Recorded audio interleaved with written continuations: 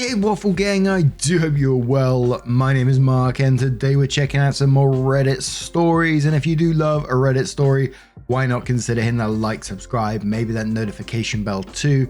Let's crack on with today's first story, which comes from the True Off My Chest subreddit from a throwaway account. It says, I, 30 male, think my wife, 29 female, is in love with a female best friend.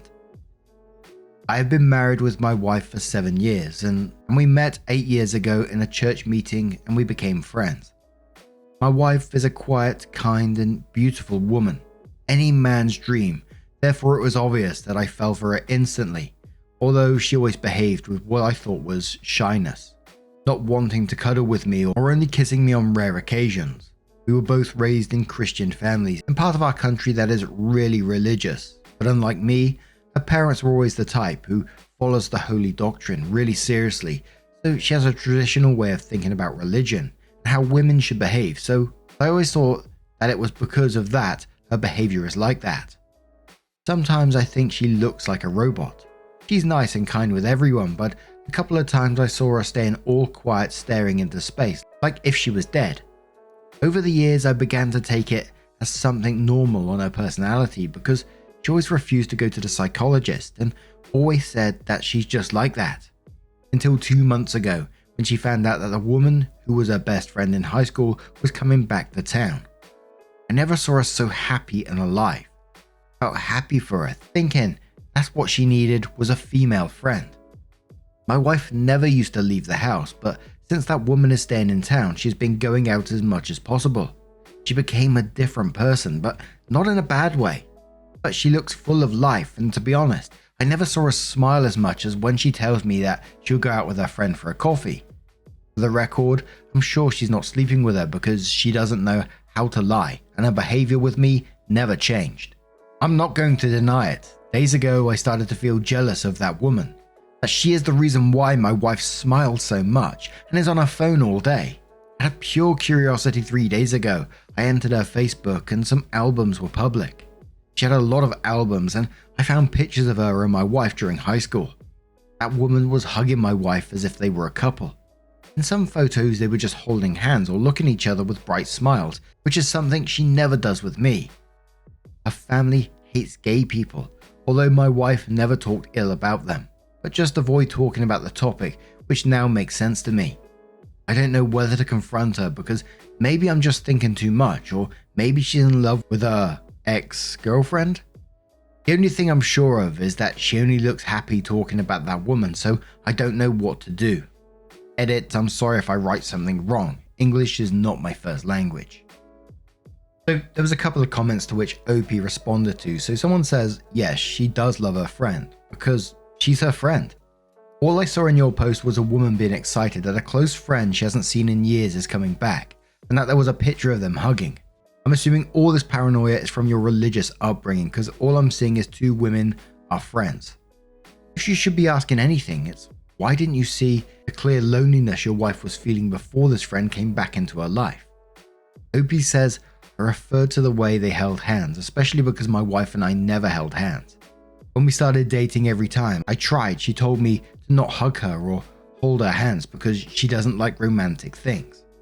I always respected her boundaries about that, so I did get confused when I saw her in pictures like that with another person. We do have a healthy relationship in feelings terms. When I notice she's off, we talk, although she never wanted to see a psychologist. But she likes to talk about why she feels weird that day, but always ends up saying that's her personality. We've always been close friends since we met, but it surprised me when I saw she actually likes being hugged by someone. Another commenter says, I think that's pretty odd. Surely at some point your paths would cross, even if you weren't wondering. Does your wife give an explanation as to why the friend wouldn't care too? I don't know how many people who wouldn't want to meet their best friend's significant other. OP says same. That's why I feel it's odd. My wife just says that her friend isn't interested in meeting me and closes the conversation. I feel that if I insist on asking the reason, we would end up arguing and I'd prefer to avoid that. I know her friend left town to live in the capital and sometimes people become elitist after living there. That wouldn't make sense since I lived half my life in the capital, and why my family is religious. I was never the strict religious type, so I don't get why a friend doesn't want to meet me. Opie updates the post and says thanks for the advice in my previous post. Although I got a few replies, everyone was very friendly.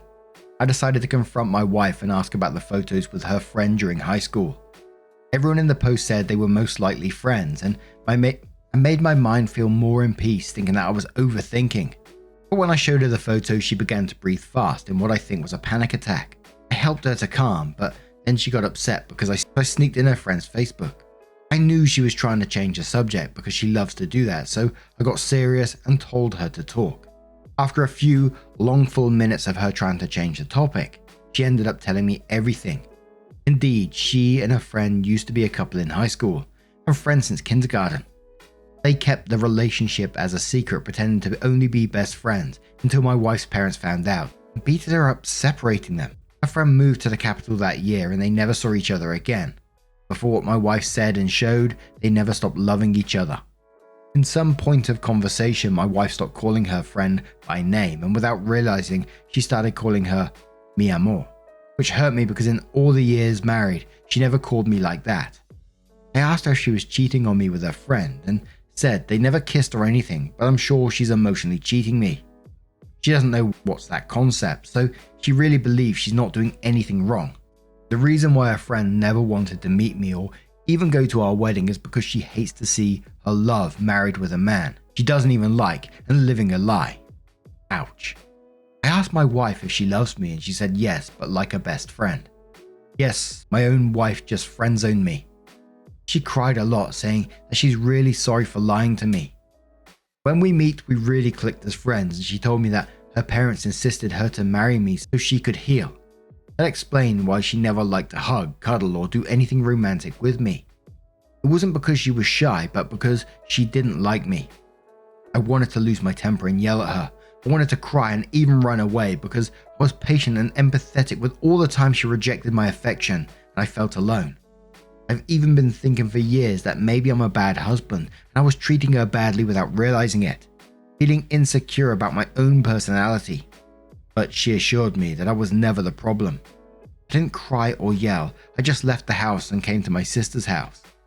We didn't talk about divorce or anything like that. I even think my wife doesn't see a problem with what she did with her friend, but I'm sure that I don't want to spend all my life in a loveless marriage with a woman that will never love me back.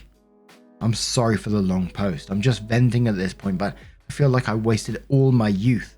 Didn't expect to update so fast, but I needed to talk about that. It's not like I don't feel bad for her, I do, but now I feel even worse for myself. Someone says to OP on the back of that one saying, has she tried to contact you since you left? And OP says no, not at all. But at least for today, I don't want to talk with her neither. Someone says, you need to divorce her and go completely no contact. You deserve so much better than that toxic woman who's lied to your face for years. I'm sorry, OP. OP says I'm sure that I will divorce her, although I still didn't tell her because I want time alone. I feel empathy for her. I always saw her as a kind woman, but the fact that she used me totally changed my perception of her. Thanks for your words. OP comes in with a final update and says maybe nobody remembers my first two posts, but I wanted to at least post a final update because I'm really thankful for all the kind comments and advice I received. They're helping me a lot. I came back to my house the day after my last update and my ex-wife was there laying on the couch. The first thing I said when I entered was, we're going to divorce. Maybe that wasn't the best way of saying it, but she has a habit of changing the topic when I want to talk about serious things, so I didn't want her to do that this time.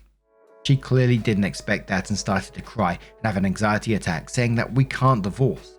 I can't do that to us, but what hit me harder was, there's no point in us breaking up. The fact that I don't love you doesn't change anything. Which is true. I realized that our relationship was always like that. Her treating me like just a friend and accepting that kind of trait. She said that she never cheated or anything like that, even if I explained again what's emotional cheating. I told her that she's not even attracted to a man, so there's no sense in staying married because we're just not for each other, and asked her if she still loved that best friend. And she didn't deny it, but kept insisting that we shouldn't divorce. I can understand why she was so desperate, but it made me feel used. Like if I was her pathetic beard, who she can always use as a shield for herself, or a dog who will always be happy with the smallest token of affection.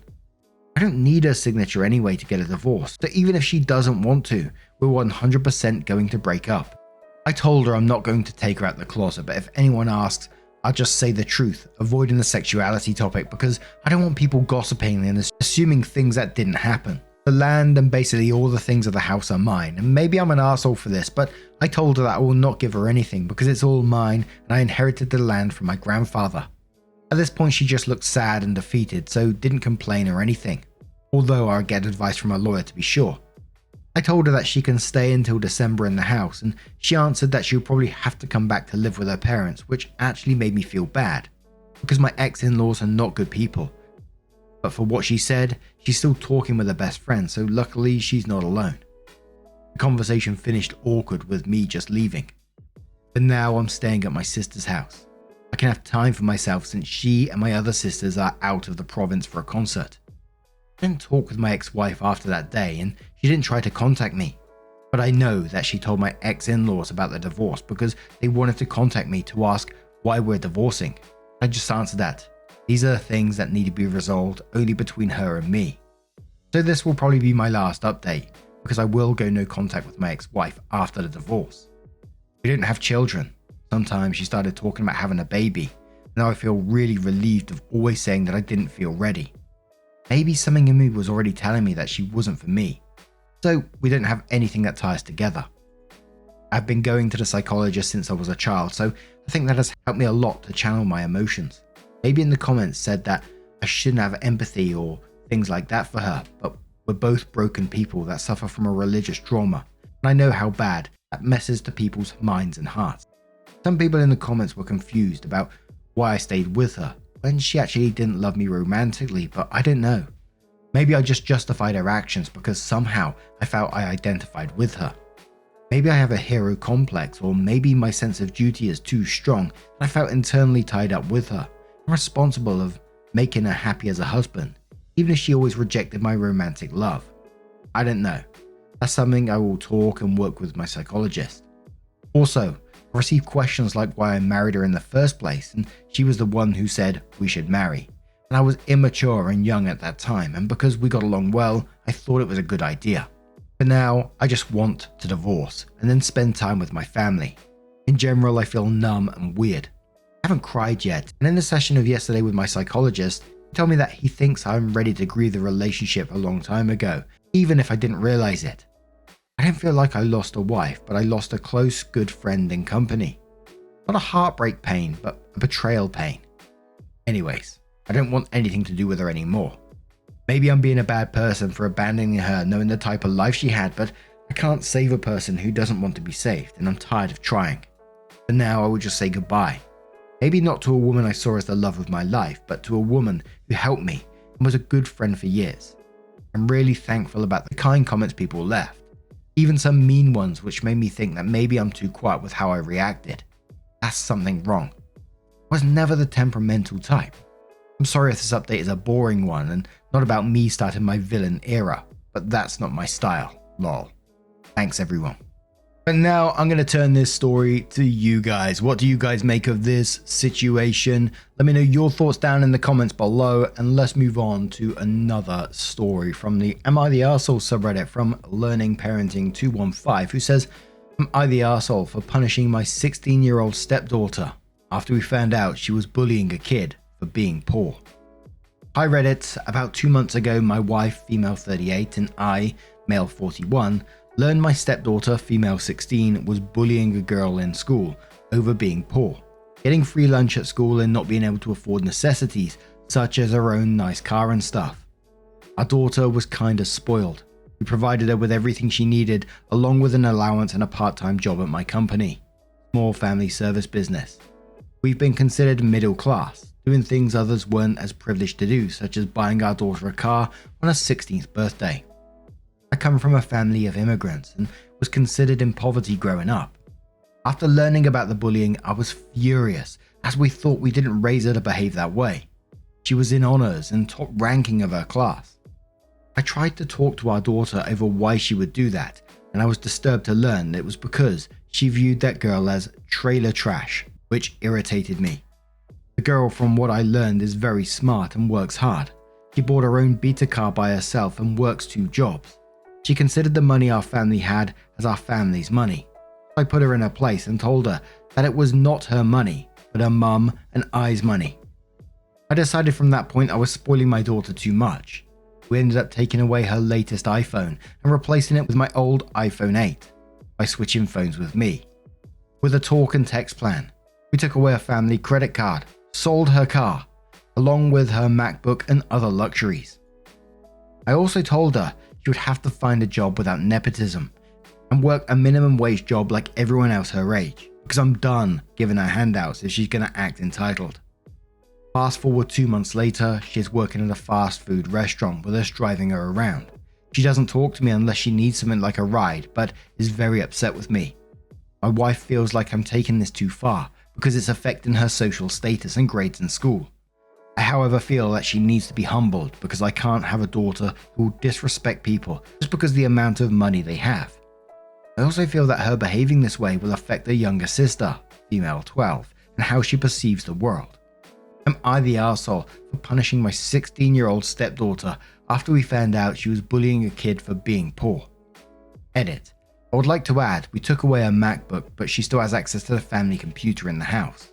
Windows computer for school that is powerful, i7 and great GPU, and recently new. She still has Wi-Fi access at the house, however we did throttle her speed because high-speed internet is a privilege. She has fast enough internet to do homework and watch videos that aren't in HD like Netflix and stuff. She also isn't failing. She went from a straight A student to mostly B's and 2 A's, which I still find great. Edit 2. This blew up and I would like to clarify some things. Yes, we are upper middle class, not multi-millionaires or anything like that, but enough to live comfortably. She is practically my daughter as I've raised her since she was practically 4 and her real father walked out on the family when she was 2. My wife helps run the business and we both agree on punishments. We came to the agreement that I would make the decisions with her on things. We did talk with the family and had her apologize to the girl at school.